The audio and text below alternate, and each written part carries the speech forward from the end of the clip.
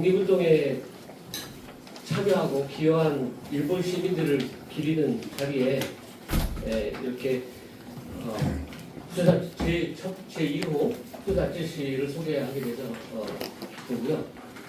또한 가네코미코와 그리고 앞서 발표해 주신 그 김기현 교수님한테 저도 많이 연결 받았는데 또 이소가야 같은 분, 미야케 같은 분들이 진짜로 앞으로 더 많이 발굴되고 또 우리에게 같이 연대의 의미로 부각되게 된다라고 생각하는 측면에서 발표하게 되는데요. 간단하게 저는 후다츠시 1호 이 수업 받으신 분에 대해서는 그리고 많은 그동안에 첫 번째 조명이다 보니까 많은 또 평점도 있고 논문도 있고 그래서 그것을 다시 한번 좀 환기하고 사진과 함께 내용을 좀 보는 쪽으로 해보겠습니다. 예, 후다츠시는 순전히 일본 사람이죠. 그리고 미야기현에서 농부의 아들로 태어났고 또한 부친의 영향을 받아가지고 묵자의 영향을 받습니다. 그래서 그 사람에 대한 존중, 약자에 대한 배려 이런 것들을 깊이 인식을 했고 특히 저는 제가 볼 때는 톨스토이의 비전론에 상당히 공감을 한 것 같습니다. 여기서 비전이라고 하는 건 반전이 아니라 왜 비전이라고 했었을까? 안일 비자를 써서 전자를 썼는데 반전은 오히려 소극적으로 전쟁을 반대하는 것에 불과하지만은 비전은 전쟁 자체의 근본 욕구를 바꾸자고 하는 것입니다. 그래서 모든 군인들한테 식량을 제공해 주는 것, 무기를 만드는 것, 그리고 교통을 지원하는 것 이런 것조차도 하지 말아야 된다는 거예요. 이게 1904년 일본의 사회주의자들이 만든 평민사에서 나왔던 그런 비전론인데, 비전 평화론인데 여기에 많은 영향을 서로 받은 것 같습니다.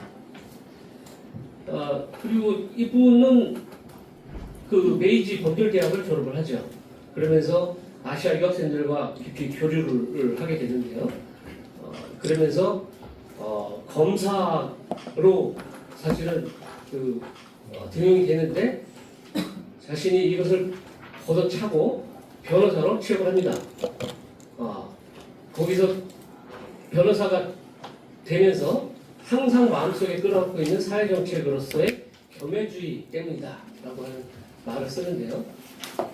겸해주의, 즉 모든 사람들을 평등하게 사랑하고 인류의 평화를 기원한다 이런 의미가 강하게 받아들여 있습니다.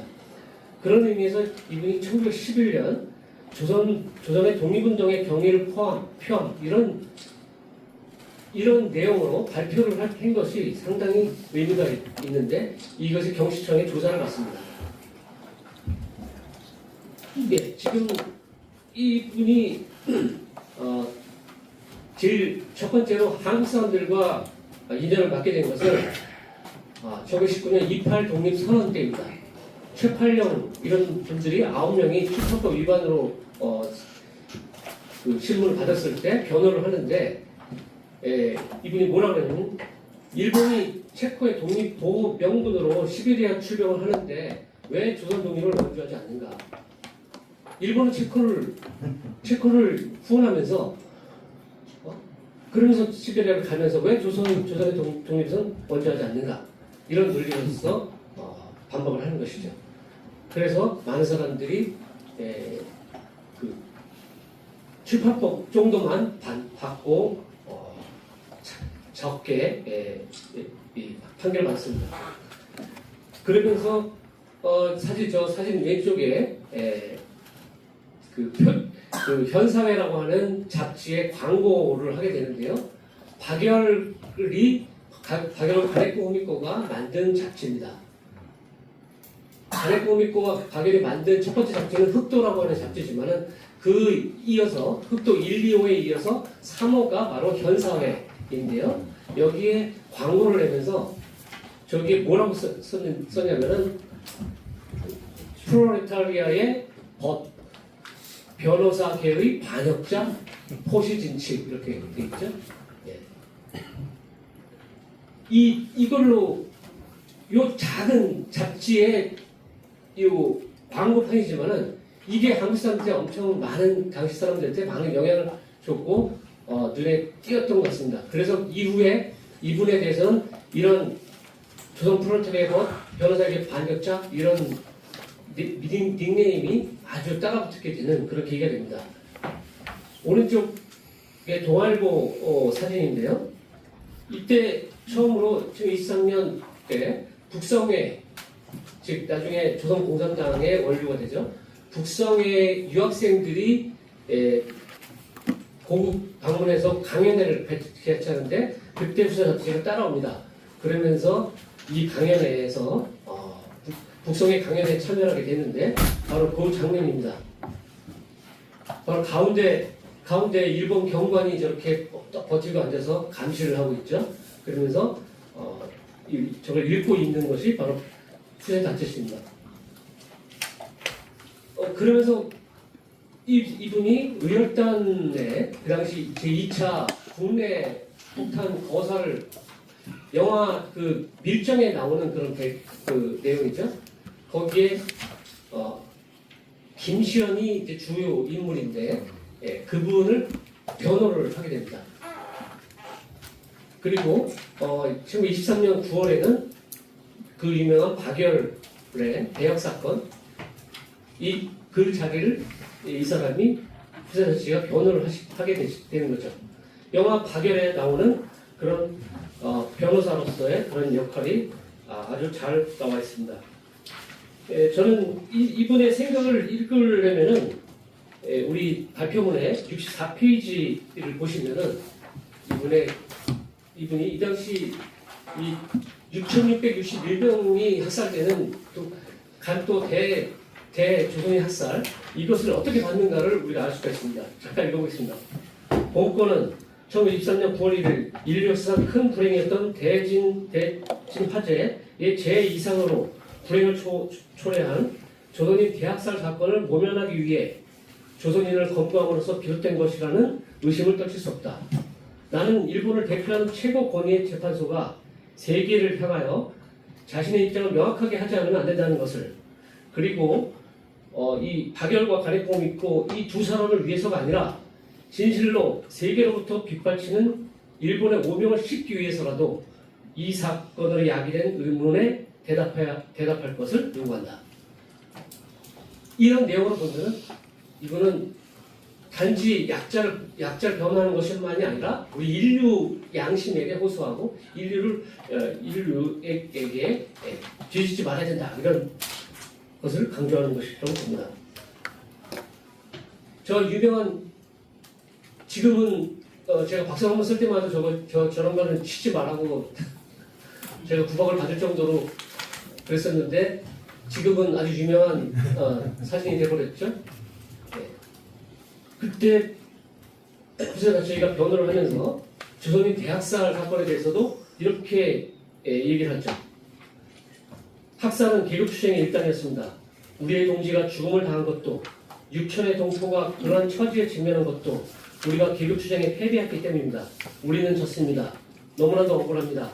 왜 우리가 졌는지 생각해 보기 바랍니다.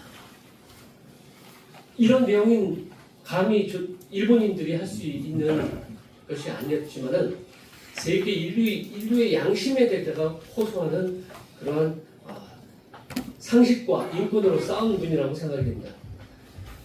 박열 간해공을 믿고 변호뿐만 아니라 이후에 이분은 1926년 나주군 궁산면에서 벌어진 농민들의 투쟁, 즉 동양척식회사에게 토지를 뺏겼던 나주 농민들의 투쟁을 변호를 합니다. 그리고 1927년 조선 공산당 사건 또 변호를 하고, 특히 치안유지법으로 많은 사람들이 수감됐었을 때 이 사람들을 변호하죠. 그래서 특히 고문을 당한 사람들을 그 당시 단지 어떠한 증거나 즉 분명한 확증도 없이 단지 공산주의 사상을 가졌다는 이유만으로 또는 아나키즘 사상을 갖다는 이유만으로 수감되고 억압받고 그랬던 고문받던 사람들의 억울함을 풀어주는 게 노력을 했습니다. 이러한 법정 투쟁과 이런 조선인들을 위한 인권의 싸움으로 인해서 32년도에는 법정 모독으로 인해서 변호사 자격까지 박탈되게 됩니다. 금고 3개월 실형을 받습니다. 그리고 1944년에는 둘째 아들이 치안유지법으로 체포돼서 형무소에서 옥사하는 그러한 아픔을 겪기도 합니다. 그리고 1945년 8월 15일 추록하고 그 다음에 자유전사 환영대회에 참석합니다. 지금 그 앞에 그 사진은 1945년 10월 26일 박열이 드디어 석방이 됐는데 석방됐을 때 환영대회에 모인 군중들입니다. 거기에 함께 후세다치 씨가 참석합니다. 후세다치 씨는 박열과 함께 그뿐만이 아니라 운명의 승리자 박열이라고 하는 책도 같이 공저를 합니다. 지금 번역돼서 한국에 나와 있습니다. 그리고 조선 건국 헌법 초안 사고라고 하는 글을 같이 쓰면서 조선 독립에 앞으로 어떤 그 헌법에 어떤 그 민권들이 담겨야 할지를 제안을 하기도 합니다. 그리고 관동 대진주에서 백색 테러가 있었다는 것을 고발하는 그런 진상을 기고하고요. 그 다음에 제일조선인들 가진 유명한 투쟁인 한신교육투쟁, 그 다음에 조총련 투쟁, 민청 해산 사건, 도쿄 조선인 고등학교 사건 이런 각종 사건을 변호를 하면서 끝까지 제일조선인들과 함께 했습니다. 53년도에 72세로 사망을 했는데요. 이때 참여한 약 3만 명의 그 장애인들이 있었는데 한국 사람만 약 3,000명가량 정도가 참여했다고 합니다. 그래서 이 말대로 살아서는 민중과 함께 죽어서는 민중을 위하여 이런 표에 맞게끔 인생을 산 분이 아닌가라고 생각됩니다. 이분은 말 그대로 까면 깔수록 아주 미담이 더 나오는 누구와는 전혀 다른 그런 분이라고 생각되는데 일본의 신드로라고 부르기도 하고요. 그래서 김일면이라고 하는 제일 조선인 소설가가 말하기를 권리가 전혀 없던 상태의 제일 한국인의 인권을 위해서 최선을 아끼지 않은 변호사였다. 그분이야말로 한국인들이 결코 잊을 수 없는 은인이다. 한국 민족을 해방시킨 인물이었다. 한국인이라면 어떻게 그분을 잊을 수 있겠는가. 그리고 앞서 발표한 가네코미코의 한일 연대 활동에서도 이분이 같이 등장을 하고 무경의 박열 기념관에 가보면은 박열 코너가 따로 있고 가네코미코 전시가 따로 있고 그다음에 후세다치시 변호사에 대한 코너가 따로 있습니다. 그래서 이분의 그 많은 우리의 한국인들한테 많은 서로 연대 활동에 대해서는 우리가 더 조명을 할 수가 있고요. 앞으로 이런 한국의 독립운동을 위해서 많은 기여해 주신 분들을 우리가 앞으로 수훈을 하고 기를 내면은 이분의 예를 따라서 첫 번째 이분이 수훈 받게끔 한 예가 바로 바로 이 한국 국회에서 2000년에 후세다치 선생 국제학술 대회를 연 바가 있습니다. 이런 바탕을 통해서 2004년도에 드디어 건국훈장을 애국장을 받게 됐고요. 재작년에 이달의 독립운동가로 선정하기까지 됐습니다. 그래서 이런 오늘의 자리가 앞으로의 한일 연대를 위해서 노력하시는 많은 분들을 우리가 다시 기리는데 큰 도움이 되리라고 생각하면서 제 발표를 마치도록 하겠습니다. 감사합니다.